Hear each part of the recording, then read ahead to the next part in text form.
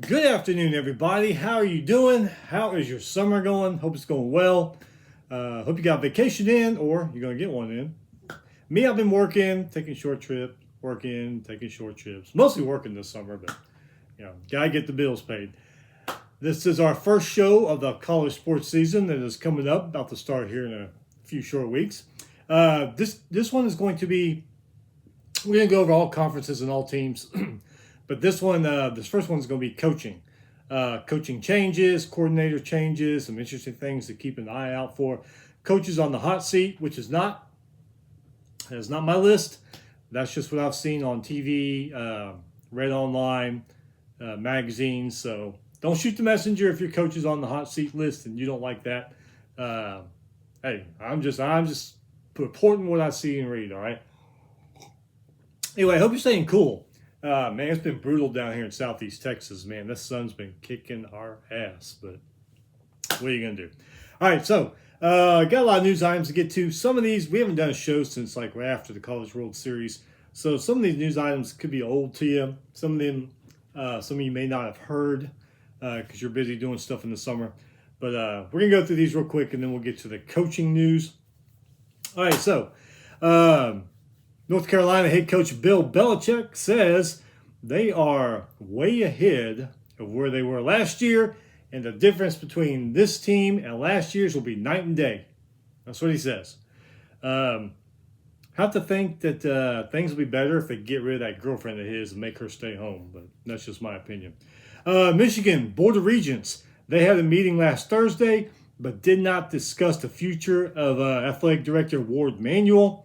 He's been the athletic director there for over a decade, including times of success, national championships, conference championships, and during the lows. Remember the old sign stealing scandal, the Matt Weiss and Sharon Moore scandals. His contract runs through 2030. He's at $2.4 million a year. He says he wants to stay as athletic director. I mean, they've had, I don't know, it's kind of 50-50 with him. You've had great things happen, and you've had crappy things happen.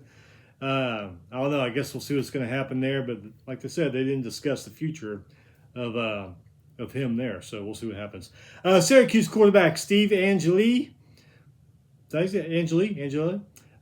Says he's ready to play this season after a season-ending Achilles tendon injury last season. I want to say that happened like early in the season, 4th or 5th game maybe. I forget. But anyway, he says he's back. He's ready to play, so we'll see how they do. I like this one a lot. FCS teams that transfer to FBS will no longer have to wait 2 years before becoming eligible for postseason. That's including bowls and the CFP. I just don't know why they made them wait. I've never really heard a reason why all these years they made them wait when they transfer. I remember UTSA, I think in their first year, I think they were bowl eligible, but they had just transferred to FBS so they couldn't go to a bowl. But they had a pretty good team under Larry Coker. It was either that first year or that second year, I forget. But anyway, yeah, I'm glad about this rule. If you go to FBS, you should be eligible right away for postseason play. Big 12 had media days a few weeks ago. ACC was last week. SEC this week, actually going on right now. I caught a little bit of it earlier. I'm going to go watch some more here in a little bit. And then Big Ten media days will be next week. I don't watch media days as much as I used to because of work and stuff. But, I'll try to catch a little bit of it. I used to watch it a lot years ago, but oh well, what are you going to do? Okay, so this is a big one here. Texas Tech, the whole Brendan Sorsby thing, that's all done and over with. They're kind of breathing a sigh of relief because I think Western Kentucky University, the Hilltoppers, I think they're the most hated school right now in college sports. A lot of you heard it. In case some of you haven't, here you go. Defensive lineman Victory Vaca, did I say his name? Vaca? Transferred to Texas Southern from Western Kentucky University. Texas Southern is just down the road in the city of Houston. It's not too far from here. That's where Texas Southern is. Unfortunately, his mom passed away on April 2nd. So he flew home to be with family and for her funeral. 9 days before her funeral, an assistant strength coach from Western Kentucky called Vaca and said, hey, things are going to fire up in June, so be back by June, which I'm assuming he said okay. He even provided Vodka with a summer workout plan and everything. Then, on May 26th, his position coach called, May 26th now, position coach called and said, where are you? When another coach had called and said, be back by June, May 26th, his position coach is asking, where are you? Next day, Western Kentucky Chief of Staff, Travis Taylor, informed Vaca the Hilltoppers were moving on. I mean, you can't make this crap up. He was going to enter the transfer portal via NCAA's aid reduction or cancellation exemption. However, Western Kentucky University processed Vodka as a failure to report, which prohibits Vodka from using that NCAA transfer portal exemption. The school and officials have not made any comment. They are refusing to comment from what I've seen. I think they know they effed up bad, what they're doing to this kid. I mean, his mom died. Y'all told him to be back in June, and in May, you're calling, where are you? So there's a lot of miscommunication going on there at Western Kentucky or something. I don't know what the hell's going on there. But, yeah, Texas Tech, you can breathe your sigh of relief. Nobody remembers what happened a few months ago because Western Kentucky is now the new a-hole of college sports. All right. Illinois, they give AD Josh Whitman a contract extension through 2036. He also got a raise to $2.15 million a year. So Illinois likes what their athletic director's doing. And the NCAA is being sued by 11 athletes over eligibility rules. It's all complicated and all crazy, so stay tuned. I'm sure you'll hear more about that. All right, I got Amazon out here, but I don't know if they're coming to my house or not. Okay, so coaches on the hot seat. We're going to start with that. Again, this is not my list. This is what I've seen on TV, read in magazines, read online, and stuff like that. All right, so here we go. This one I'm not really too sure about. I would probably give it a couple more years, but that's just me. Florida State's Mike Norvell, 38-34, 22-26 in ACC play. Dominated the ACC in 2023. Since then, only 3 wins in 16 conference games. He's got a $45 million buyout. I would probably give it at least one more year just to see what happens. Remember, they showed flashes of greatness last year when they get in that Alabama game, you know. Then they just fell apart. I don't know what the hell happened. They play Alabama again this year, so we'll see. But I'd give the guy one more year if it was my decision and all that.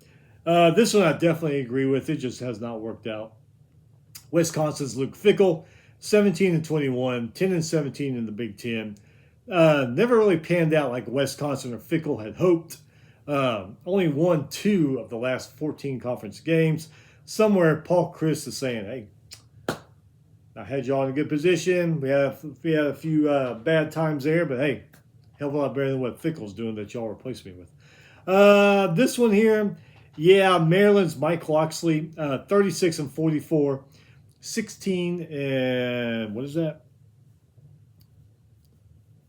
16 Big Ten wins. I can't read my writing. Maryland had 3 straight winning seasons, 21, 22, and 23. They are 2-16 in conference games since then. Every year it's the same with them, though. They start off great, usually get into October somewhere, and then they just fall down. And that is it. They just fall flat, start losing games left and right. First half of the season, they're great. They just can't finish the season, and it's probably going to start. All that starts with the head coach, so we'll see what happens. This one, yeah, Baylor's Dave Aranda, 36-37, 24-30 in Big 12. Since the 12-win season in 2021, they have only 1 winning season. So yeah, Dave Aranda's probably going to be on his way out. This one, I don't know. Part of me says yes, part of me says no. I'm kind of split on this one. Shane Beamer, South Carolina, 33-30. He is 16-24 in SEC play. Several staff changes over the last few years. He's the last man standing. So if things don't work out or turn around this year, he's changed all the coordinators. It's probably going to be him that is gone. This one here, yeah, USC Lincoln Riley, 35 and 18, 24 and 12 in the Big Ten. Good teams and seasons, but needs to do better than going to the Alamo Bowl. I mean, he does. And Las Vegas and Holiday Bowls also. I mean, he should be in the national championship talk every year. If not, if they for some reason can't make the CFP that year, at least be in a higher tier New Year's Day Bowl or something. He's got a, what is it? I think they estimated $70 to $90 million buyout. But yeah, when he went to, personally, I think he should stay at Oklahoma. But when he got to the USC, I mean, they're expecting big things. Actually, I was expecting big things. I thought he was going to put USC back on the map, but it's not really working out that way. This one here, too, I'm on the fence about this one. Bama fans, you know they want him gone. Kalen DeBoer, 20 and 8, 12 and 4 in the SEC play. Has great teams and good seasons, but no national title, drought. And you know how Alabama fans have been spoiled the last 20 years or so. He's got a $60 to $70 million buyout. So we'll see what happens there in Alabama.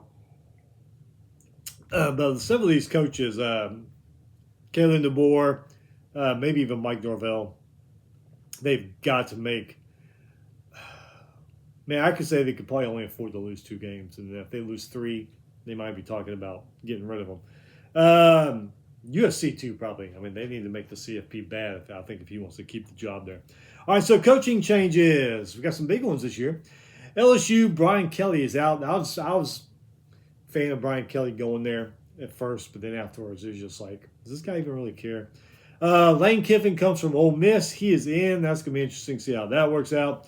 Good coach, but does sometimes have a lot of baggage on him, especially in the way he's left past programs, Tennessee and, now Ole Miss. So we'll see what happens there.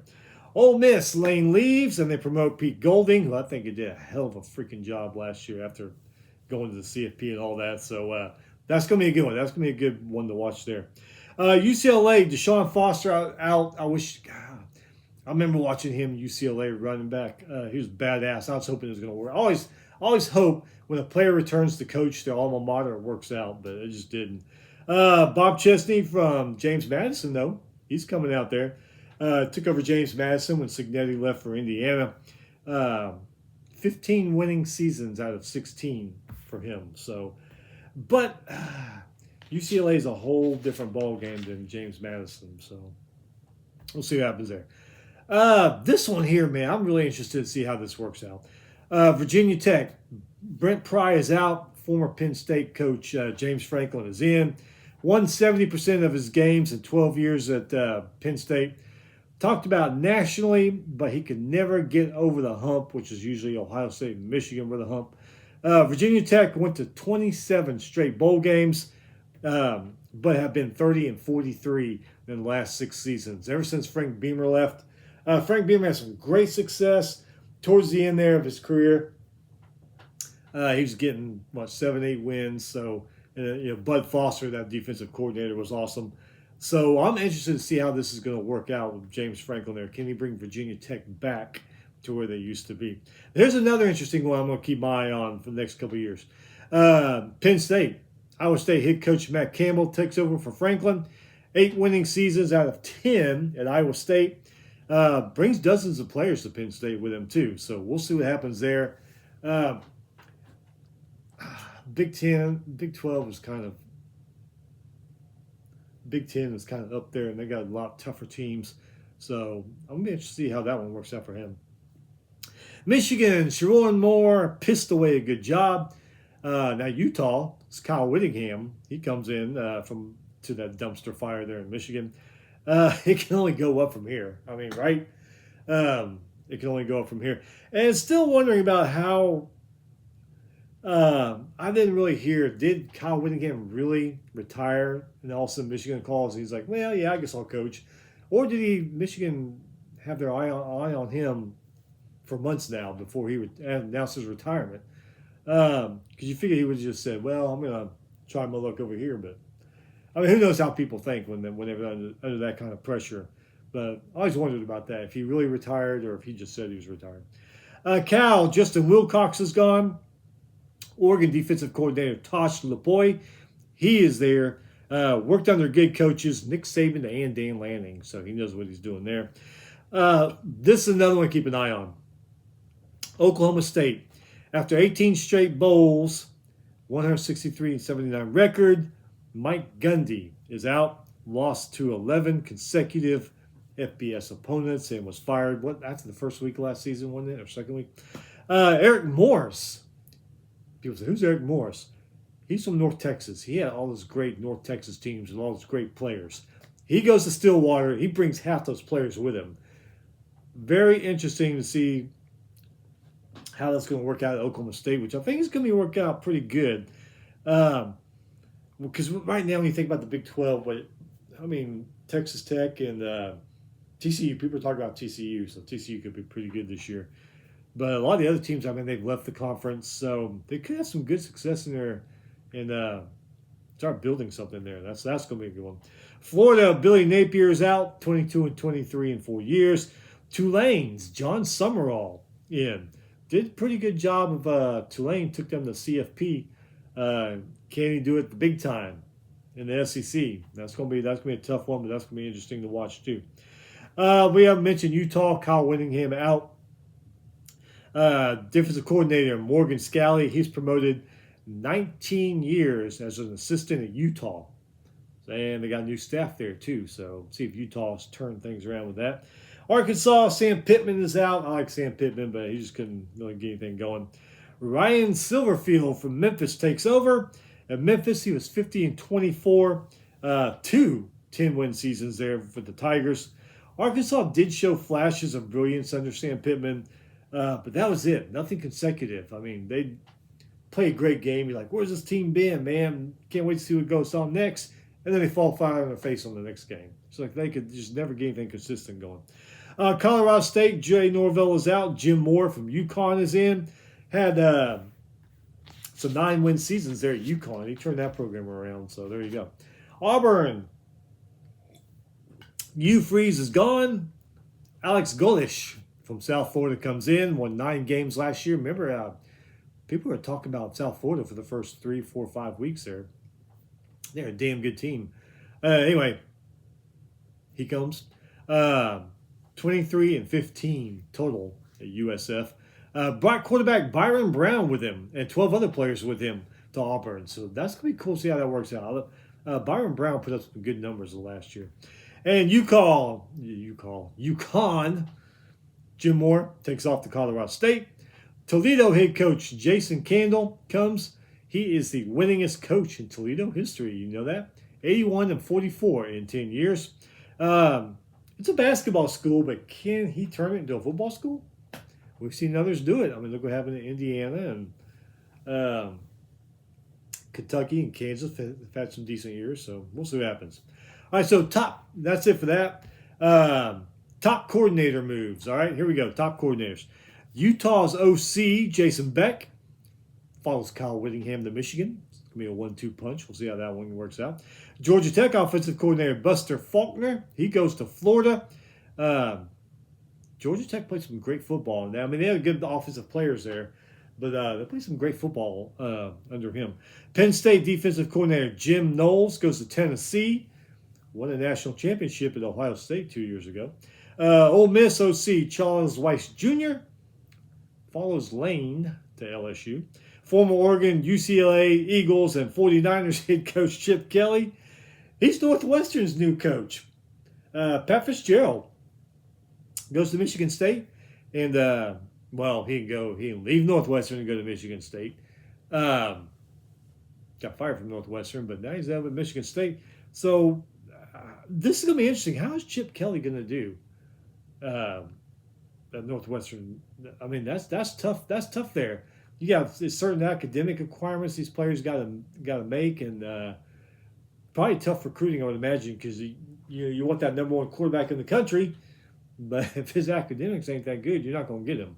So we'll see how that works out for him. Georgia defensive analyst Will Muschamp, Texas's new defensive coordinator, won national championships as coordinator under LSU and then Georgia. BYU defensive coordinator Jay Hill goes to Michigan. Had has worked for Kyle Whittingham before. So that's going to be a 1-2-3 knockout, looks like there in Michigan. USC's defensive coordinator, D'Anton Lynn, to Penn State. Several other schools actually wanted this guy. He decided to go to Penn State and work with Matt Campbell. TCU OC Kendall Briles, damn good one. He's going to South Carolina. Going to work with the Source Nellers. So Shane Beamer might get all his wins he needs to keep his job with Kendall Briles there. And former TCU head coach Gary Patterson. He is USC's new defensive coordinator. That's it for the first show of the college sports season. A few flubs up, but oh well, what are you going to do? All right, so we'll be back Thursday. Well, Wednesday or Thursday. I forget which one. One of those days, and we're going to start on conferences. We're just going to go in alphabetical order. American, ACC, all that stuff. So I think we're starting with the American Conference on Wednesday or Thursday. And then each week after that, we'll do 2 shows to go over a conference on each show. And then finally, the last show will be the preview of that first weekend. What was it, Virginia, North Carolina State? Is that who's playing? That should be a pretty good one. I forget who else is playing. I'll have to look at the schedule. That first Saturday, I think we got 6, 7, 8 games. Got another one in Ireland. That North Carolina State Virginia game was supposed to be in Brazil, but things got thrown out of Brazil for whatever, and they're playing at Scott Stadium there in Charlottesville, which I'm glad. I'm not these overseas college football games. I'm like, come on. I'm not a fan of them. I know some people might be, especially people that travel over there to go see them. They're probably a fan of that, but just have it on one of the campuses or something. Anyway, so we'll be back Wednesday or Thursday to start on these conference previews. And I believe, 5 Saturdays left of college football? I think last Saturday was 6. So, yeah, from this weekend coming up, 5 more Saturdays. Anyway, Monday's almost over, thank God. We will be back Wednesday or Thursday to start previewing conferences. Anyway, have a good one. We'll see you later.